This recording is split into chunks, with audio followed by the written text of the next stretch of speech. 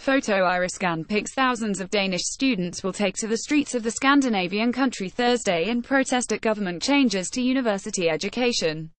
40 different organizations are behind the Uddannelsesalliancen Education Alliance group, which has organized the protest, writes news agency Ritzau. Spokesperson for the alliance Sana Mahin Doost said students felt concerned and frustrated by state interventions on higher education in recent years. "We are not happy with the fact that our education is being worsened year on year," Doost told Ritzau. Specifically, "We can see that teachers are being pushed harder, have less time for individual guidance, and that resources are lacking on vocational programs," she continued. Central to the group's grievances is the so-called reprioritisation contribution omprioriteringsbidrag, which cuts 2% from higher education institutions' annual budgets. This means overall cuts of just under 15 billion kroner €2 billion by 2020, according to the group.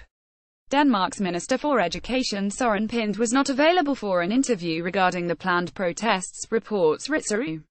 Read all. Also, Denmark backs off controversial education cap. Prime Minister Lars Løkke Rasmussen, during his speech for the opening of Parliament on Tuesday, said the government was increasing its spending on education.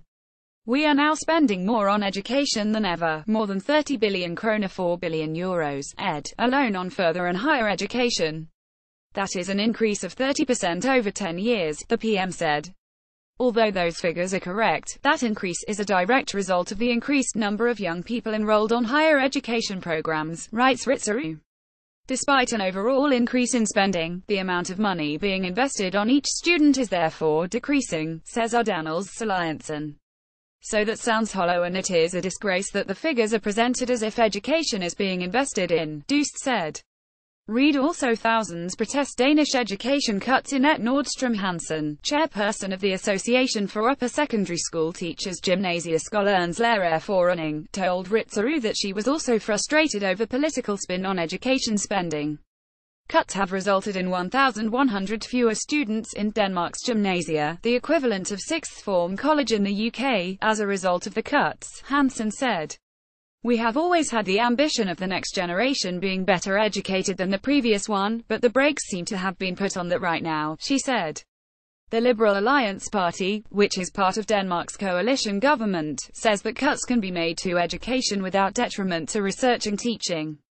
In the private sector, it is always necessary to look critically at productivity and try to improve it.